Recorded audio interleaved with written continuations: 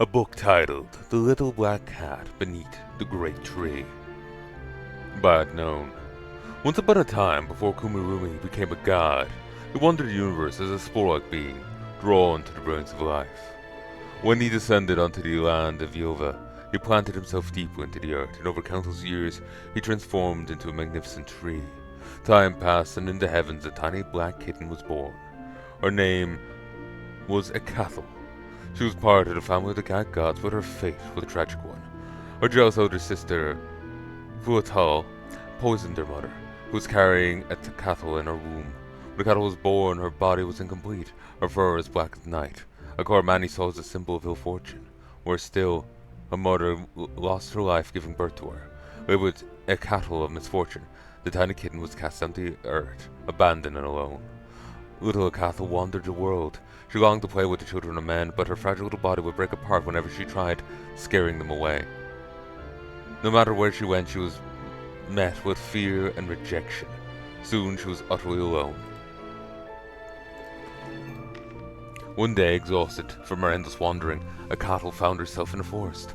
She stumbled upon a great tree, and at its base she curled up, her tiny body trembling with tears, and fell asleep trembling with sadness, and fell asleep in tears.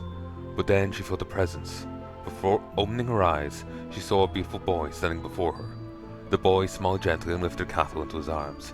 She tried to run away, frightened, but his embrace was warm and comforting, holding her securely.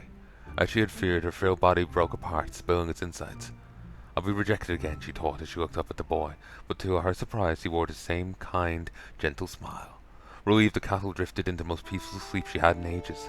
When she awoke, the boy was gone, but from that day onward, the great tree became Ekathel's favorite place. The boy would always appear from the shadow of the tree, gently picking her up with the same warmth as before. Ekathel visited the tree again and again, waiting for him.